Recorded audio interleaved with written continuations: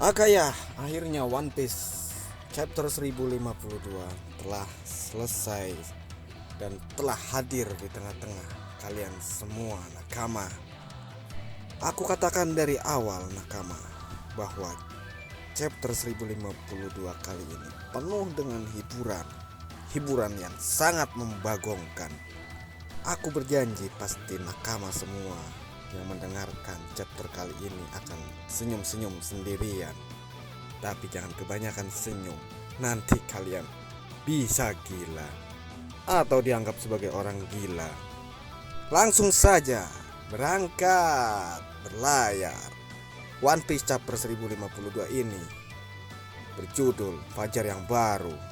Sampul kabar story kali ini masih memperlihatkan Germo Double Six. Judul kali ini storynya adalah ilmuwan yang gagal melarikan diri. Saat pelarian Germo kita bisa melihat Caesar, manusia gas kentut. Manga One Piece diawali dengan memperlihatkan para Gorosei di tanah suci Marizoa. Ada kelima kakek tua bangka Gorosei yang sedang membicarakan dua kaisar laut yang tumbang sekaligus bersamaan. Kejadian tersebut bukanlah berita yang para Gorosei bisa sembunyikan dan akan menyebar ke seluruh dunia. Gorosei mempertanyakan apa yang harus mereka lakukan. Para Gorosei mulai ketar-ketir nakama sekalian. Dan Shin berpindah ke negeri Wano Kuni, yaitu di laut Wano Kuni. Terjadi percakapan antara salah satu Gorosei dengan agen CP0. Gorosei menanyakan kebenaran tentang Pulau Zou, pulau berjalan yang kembali menghilang. Agen CP0 mengiyakan tentang kabar tersebut dan mengatakan Pulau Zou menghilang dalam kabut. Agen CP0 bertanya, apa artinya tentang Pulau Zou ini yang menghilang? Lalu para Gorosei membicarakan tentang negeri Wano Kuni. Jadi perbatasan tetap ditutup dan Wano Kuni hampir sangat tidak mungkin bisa ditembus. Mereka pastinya telah mengubah rencana berdasarkan situasi yang terjadi saat ini. Pasti ada yang sangat pintar di antara mereka. Upaya untuk mengambil alih negeri Wano Kuni dengan tentara angkatan laut sangat tidak mungkin, ucap para Gorosei kepada agen CP0. Lalu para Gorosei memerintahkan agen CP0, setidaknya engkau pulang membawa Nico Robin. Lalu agen CP0 mengiyakan perintah dari Gorosei. Setelah itu denden musik milik CP0 berbunyi. Agen CP0 mengira bahwa denden musik sedang rusak atau gangguan atau error. Tiba-tiba mengeluarkan suara, "Hei, hei, hei kalian," ucapnya. "Tetaplah di situ. Jangan pergi dulu. Aku sedang dalam perjalanan menuju ke Wano Kuni." Sepertinya ada sosok penting membajak percakapan CP0 dengan para Gorosei. Semoga saja Nico Robin baik-baik saja dan tidak berhasil ditangkap oleh agen CP0. Kita berpindah ke tanah Wano Kuni yang dipenuhi dengan kegembiraan.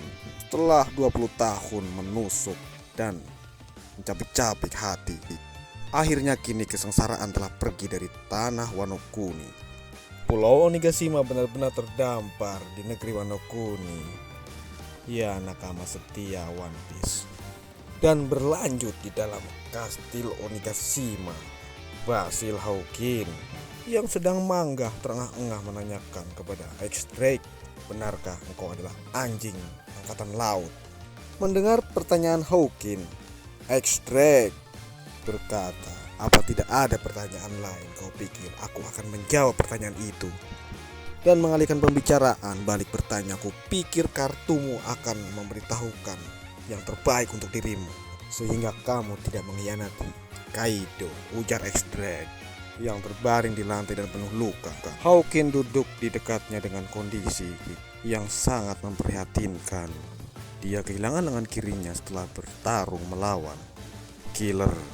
Kemudian Hawkins berbicara kembali sambil mengingat momen di mana aliansi Basil Hawkins, X-Drake, dan Kid dan juga Apo kedatangan seseorang yang sangat tidak terduga, yaitu Yakuzu no Kaido.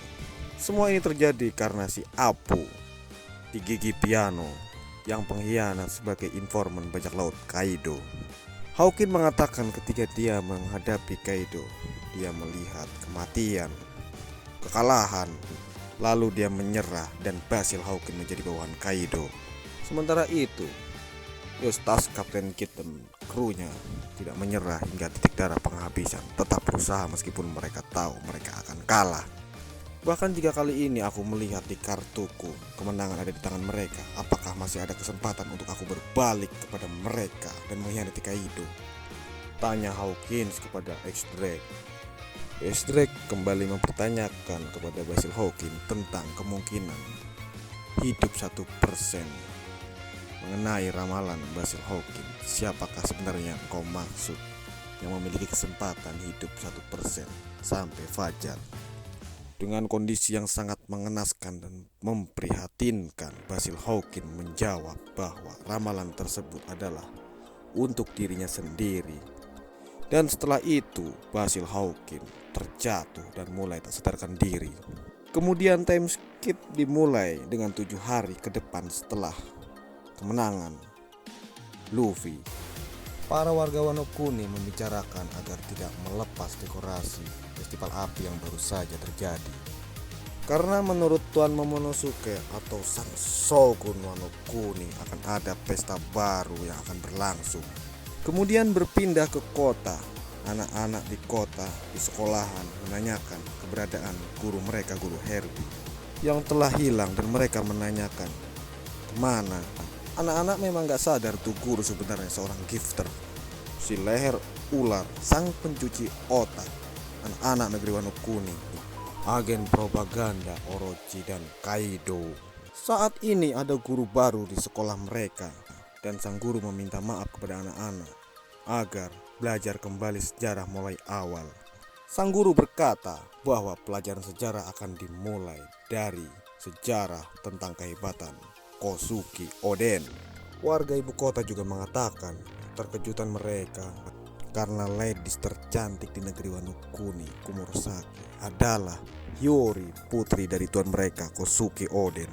Warga juga mengatakan Kozuki Hiyori diselamatkan oleh Kawamatsu, si kapal dari kastil Kozuki Oden yang terbakar saat itu. Kemudian kita bisa melihat para masyarakat negeri Wano Kuni atau warga Wano Kuni bisa meminum air bersih dengan gratis. Kisah kesetiaan yang luar biasa pun dibicarakan oleh warga Wano Kuni. Dari Yakuza yang sebenarnya adalah seorang samurai yang melanjutkan perjuangan Kozuki Oden, yang dikenal sebagai bos Yakuza, Kiyoshiro, yang sebenarnya dia adalah salah satu dari Akazaya atau 9 sarung pedang merah, yaitu Tuan Denjiro. Lalu berpindah ke negeri surga, adalah gerobak yang penuh dengan makanan dan buah-buahan yang lezat, tersedia untuk warga Wano Kuni. Seseorang membicarakan tentang siapakah yang mengalahkan sosok Kaido. Ya, itu adalah Joy Boy, ujar warga Wano Kuni. Namun sepertinya Joy Boy sudah tidak ada lagi di negeri ini. Namun aku berharap bisa bertemu dengan Joy Boy tersebut, yang kemampuannya setara dengan sang dewa pedang Ryuma. Wah. Siapa dia? Kapten tercinta kita, nakama. Luffy telah benar-benar menjadi legenda di negeri Wano Kuni dalam wujud Sangkat Nika atau disebut Joy Boy. Tidak lain tidak bukan adalah Luffy berlanjut ke wilayah Ringo, yaitu di makam abadi yang selalu tertutup salju dan beku. Kawamatsu mempertanyakan perihal tentang pembangunan kuil. Kinemon membenarkan hal tersebut. Mereka atau orang-orang yang dimakamkan agar bisa melihat dan mengawasi ibu kota bunga, sama seperti sang dewa pedang Ryuma. Masih berlanjut dengan Kawamatsu yang sedang ngobrol-ngobrol dengan Kinemon di sebuah tangga kuil. Kita akan memakamkan Tuan Oden di sini, ujar Kinemon, dan semua pengikutnya, mulai dengan Tuan Yasui dan semua daimyo lain yang telah berjuang di negeri Wano Kuni ini. Kemudian dilanjutkan Asura Doji dan diakhiri oleh Izo, ujar Kinemon. Dan pedang milik Asura Doji dan senapan milik Izo diletakkan di kuil sebagai penghormatan terakhir. Orang yang gugur dalam peperangan adalah bukti tentang sejarah lahirnya perdamaian di negeri Wano Kuni. Kematian mereka merupakan sebuah kehormatan yang dicari-cari oleh seorang samurai. Berpindah ke Onimaru, sang rubah yang bisa menjadi Kyokimaru muncul di hadapan Kawamatsu. Papa, Onimaru, bukankah kita akan dimakamkan juga di sini suatu hari nanti? Dan aku senang melihatmu masih hidup dan sehat walafiat, ucap Kawamatsu. Kemudian seorang muncul, Marco the Phoenix, menemui Kinemon. Apa Izo tidak masalah untukmu, Tuan Marco, dikuburkan di sini, ujar Kinemon. Tentu saja, sudah semestinya tempat terakhir peristirahatan Izo adalah di kampung halamannya, jawab Marco pada Kinemon. Sepertinya aku telah ditinggalkan lagi oleh saudaraku, ucap Marco menambahkan. Kami mengerti apa yang kau rasakan, ujar Kawamatsu, dan Kinemon mulai berbicara. Kalau terjadi sesuatu lagi kepada para pahlawan kita, aku tidak yakin aku akan kuat. Mari kita berdoa untuk kesehatan mereka semua, para pahlawan kita. Cerita berpindah ke puncak kastil Shogun Wano Kuni. Di sana terlihat Yamato. Dia mengatakan, "Aku lapar." Lalu dia membantah omongannya sendiri. Tidak lapar, ujarnya. Kemudian Hiyori muncul dan mengatakan kepada Momonosuke, "Kakak, dengarkanlah, kau juga Yamato." Berbicara kepada Yamato yang ada di puncak kastil. Lalu Yamato mencoba mendengarkan apa yang akan dibicarakan oleh Komurosaki atau Hiyori. Tiba-tiba Hiyori menendang Momonosuke dengan kaki gandanya. Dia sambil berkata, "Luffy, Taro-san, dan Joro-Joro sudah sadar kembali," ujar Momonosuke. "Berhentilah kau bersikap tomboy. Meskipun itu tidak sakit," ujar Momonosuke. "Tapi tetap saja seorang shogun kena tendang adiknya sendiri." Dan dua orang pembuat onar benar-benar sudah sadar dan berteriak. Si Luffy mengatakan, "Daging, aku mau makan daging." Zoro mengatakan, "Sake, aku mau minum." Momo, Hiyori, dan juga Yamato bergegas berlari mendatangi kediaman Luffy dan Zoro yang sedang enak-enak makan-makan dan minum-minum. Dan Momo langsung memerintahkan kepada pelayan, "Pelayan, ambilkan lebih banyak lagi makanan untuk mereka." "Nyamnya enak sekali," ujar Nekomamushi. Tambah lagi," ujar Zoro dan Luffy. Yamato berlari ke arah Luffy sambil berkata, "Luffy-san, apakah kau sudah sadar?" Kemudian setelah itu Yamato memeluk Luffy yang sedang makan. Begitu juga Chopper yang memeluk kepala Zoro. Lalu Momo berkata, "Luffy, Zoro, jangan makan terlalu banyak. Aku sudah memutuskan akan mengadakan pesta nasional setelah kalian berdua terbangun. Dan itu akan dilakukan malam ini juga," ujar Momonosuke. Luffy bingung, siapa nih orang? Ganggu aja orang sedang makan. Aku ini Momonosuke, apa kalian tidak mengenalku?" Luffy sedikit kaget. "Apa? Kau Momonosuke? Kamu sudah dewasa ya? Dan tubuhmu terlihat tangguh juga ya? Apakah itu diwariskan oleh Oden?" ujar Zoro. "Biarkan aku mencobanya. Apakah tangguh juga? Akan kukalahkan kamu, Momonosuke." Si bocil Momonosuke malah ditantang babang Zoro. Gokil. Setelah momen tersebut, Momonosuke tiba-tiba mendekati Nami dan memeluk dan masuk ke sela-sela dada Nami.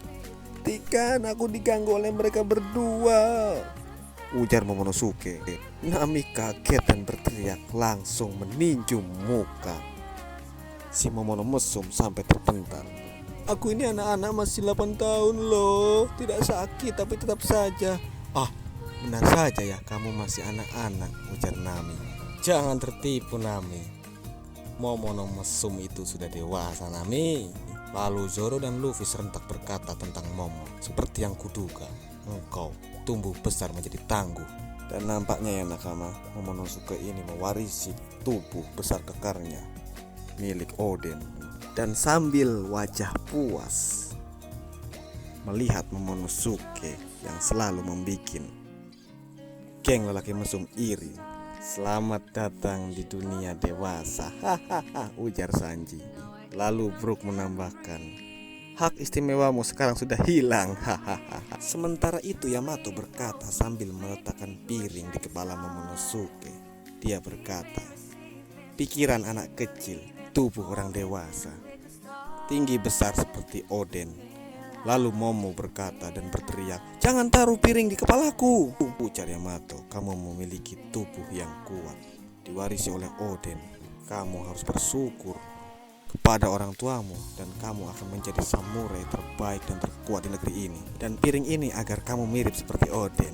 Lalu Momonosuke berkata, yap, aku siap untuk berusaha menjadi yang terkuat di negeri Wano ini. Sebelum pesta berlangsung, Nami bertanya kepada Yamato, apakah doa dan sumpahmu sudah selesai? Luffy kebingungan, apa maksudnya? Sumpah, aku gak ngerti.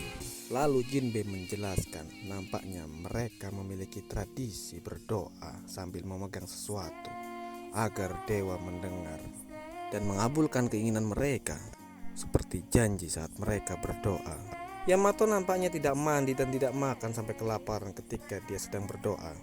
Dan sumpah karena itulah Yamato berkata dia sudah tidak mandi beberapa hari ini dan tidak makan. Mendengar penjelasan Jinbe dan apa yang Yamato katakan, Luffy terkejut. Oh, jadi begitu ya Yamato. Mungkin ini alasan mengapa kita di sini baik-baik saja dan sehat walafiat semuanya. Lalu Jinbe berkata, orang yang baik kau Luffy. Lalu Yamato berkata tidak makan dan tidak mandi itu hanya karena doanya agar bisa terkabul, yaitu untuk keselamatan dan kesehatan kapten tercinta kita Luffy. Mantap. Apakah ini kode bahwa Yamato akan menjadi kru bajak laut topi jerami? Tapi belum tahu ya nakama, kita tunggu saja. Babang Joro bingung kenapa tubuhku bersih tidak sekotor Yamato. Yuri lalu menjawab dengan love. Itu karena aku yang selalu membersihkan badanmu Babang Joro. Langsung saja Sanji terbakar cemburu. Pala lumut, aku punya sesuatu untukmu, ujar Sanji sambil kesal. Namun Roronoa Joro langsung tersadar ketika Sanji mengatakan bunuh aku ketika aku menjadi Germa 66 dan kekuatanku tidak terkendali. Sanji berkata, aku hidup kembali dari neraka itu karena ingin melanjutkan tugasku untuk membunuhmu. Mendengar itu Sanji langsung merespon, tidak, aku sudah menyelesaikan masalah itu, aku tidak apa-apa, aku tidak akan menjadi iblis.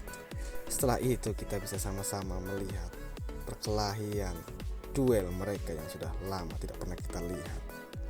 Berlanjut, Yamato mengatakan tidak ada pemandian campuran di kastil tersebut, jadi aku akan. Kemudian Okiku berkata, tidak apa-apakah jika aku membaginya dengan kalian? Nami langsung terbingung-bingung mendengar kata Okiku. Dan di dalam pemandian air panas, mereka semua berteriak, ayo mandi. Di pemandian pria, Yamato justru bergabung di sana dengan tubuhnya yang tanpa sehelai benang pun. Sanji saja sampai terbang loncat karena keluar darah banyak sekali dari hidungnya seperti roket, sambil berkata, apakah ini mimpi? Dan Brook berkata sambil berekspresi yohohoho. Lalu Momonosuke berkata, yang benar saja kau Yamato. Namun Joro, Jinbe, Nekomamushi dan Chopper larut dalam kegembiraan dan mereka berkata, suhu hangatnya sangat pas dan kita akan mengadakan pesta setelah ini. Hebat, ujar Luffy. Kemudian berpindah ke tempat pemandian wanita. Si Okiku malah bergabung dengan para wanita di pemandian wanita. Aduh, gimana ini nakama? Padahal kita tahu semua Okiku adalah pria seperti mendiang almarhum kakaknya Izo.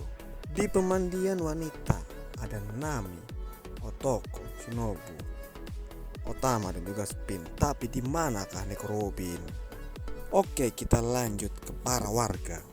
Sepertinya pestanya akan berlangsung hari ini. Mari kita rayakan kebangkitan klan Kozuki, ucap mereka.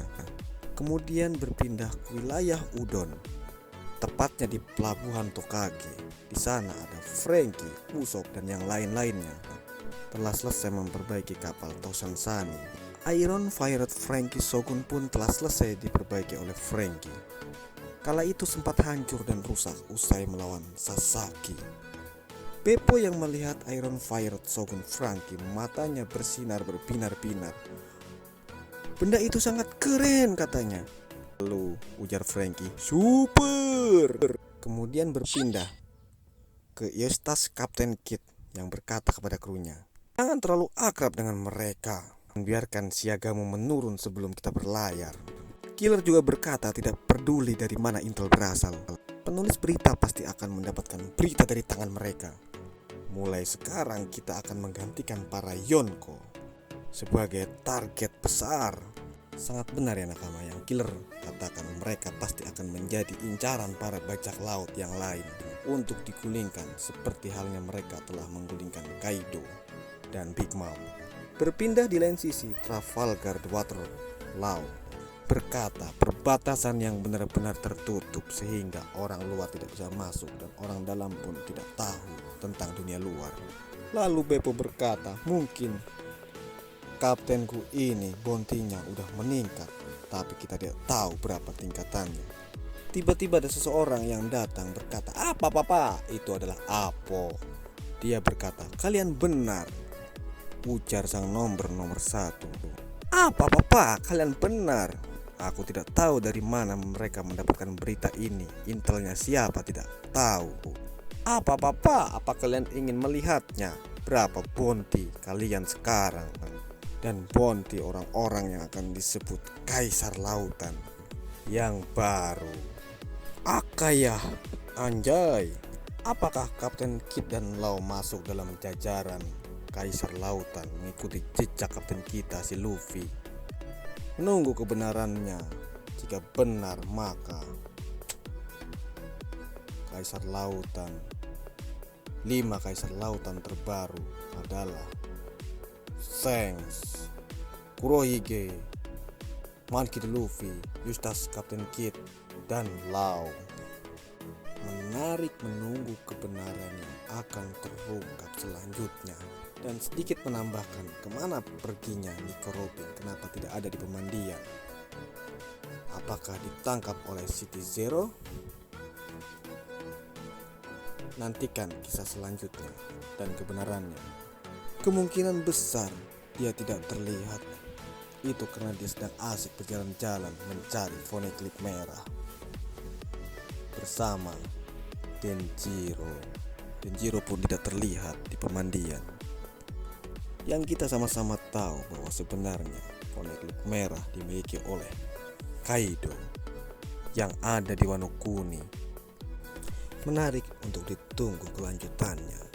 Dan semoga saja Nico Robin tidak diculik oleh agen CP Zero dan mereka sedang bersama Denjiro dan Inuarashi.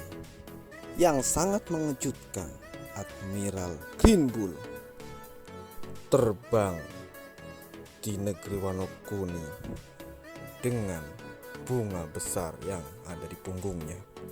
Lalu diperlihatkan sedang berbicara dengan Admiral Akainu. Dan seperti yang kita lihat, Admiral Green Bull memiliki bunga yang ada di punggungnya yang digunakan untuk terbang seperti halnya baling-baling mirip Pokemon yang seperti ini ya guys. Mungkin Green Bull ini buah iblisnya berhubungan dengan tumbuhan atau tanaman. Dalam percakapan Green Bull dan Akainu, Akainu berkata, beritahu di mana posisimu saat ini. Kan aku sudah bilang Sakazuki-san, aku ada di langit. Lebih spesifiknya, kata Akainu. Aku bisa melihat Wano di depan dan di hadapanku, ujar Green Bull. Kau tidak diizinkan ke Wano Kuni, ujar Akainu.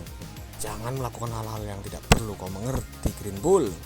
Iya aku mengerti, astaga, ujar Green Bull. Admiral Green Bull muncul di Wano Kuni nakama. Nampaknya Admiral Green Bull datang sendirian di Wano Kuni dan tanpa armada angkatan laut. Nekat banget nih Admiralnya bro. Mikir saja nakama, Berani-beraninya nih Admiral datang sendirian ke tempat para iblis yang sedang mengamuk, yang sudah menumbangkan Yonko 2 sekaligus. Untuk menghadapi Shirohige aja kala itu 3 Admiral langsung menghadapi. Belum lagi Sengoku di belakang yang menanti, apalagi ini 3 iblis yang baru saja menumbangkan 2 Yonko sekaligus. Atau Grand Bull memiliki rencana lain, bukan untuk menghadapi para Yonko baru, namun diam-diam misalkan ingin menculik Tiko Robin. Atau mungkin dia ada kaitannya dengan Wano Kuni, ibu kota bunga. Karena dia memiliki bunga, mungkin dia jalan-jalan untuk melihat kampung halamannya. Kita sama-sama belum tahu tipe Kal Admiral ini, tapi menurutku dia mirip seperti Fujitora yang belum terpengaruh pemerintahan yang bejat. Mereka admiral yang sangat menarik, terbang menggunakan bunga. Di sini ada Fujitora yang terbang menggunakan tanah yang diterbangkan dengan gravitasinya, dan ada yang menggunakan sepeda ontel di atas laut dengan cara membekukan permukaan laut yang untuk dilaluinya. Itu adalah Akauji yang sudah keluar dari Admiral dan bergabung menjadi angkatan bajak laut. Lucu-lucu ya nakama ya, Admiral-Admiral ini. Cara transformasinya menggunakan kekuatannya. Kalau Akainu pakai apa ya? Kalau Kizaru sudah jelas dia sangat cepat seperti kecepatan cahaya. Seperti waktu itu dia naik di atas rudal yang ditembakkan. Fujitora bisa menerbangkan dengan gravitasinya. Dengan kemampuan buah iblisnya dia menerbangkan tanah atau sebongkah tanah untuk menaikinya. Jadi kalau Akainu apakah menggunakan magma ya? Gimana dong bisa kebakaran semua hutan-hutan dan pulau-pulau yang dilalui? Ngeri. Dan yang sangat penting untuk para nakama setia One Piece, minggu depan tidak libur. Oda Sensei akan melanjutkan chapter 1053-nya. Namun setelah itu Oda Sensei akan rehat sebulan. Mungkin karena demi kepentingan manga One Piece, kecintaan kita. Ui Channel, Usop, Ui setia One Piece, mohon maaf jikalau pengucapan dan kata-kata yang kurang tepat jangan diambil hati ya nakama. Ayo kita berlayar, berangkat.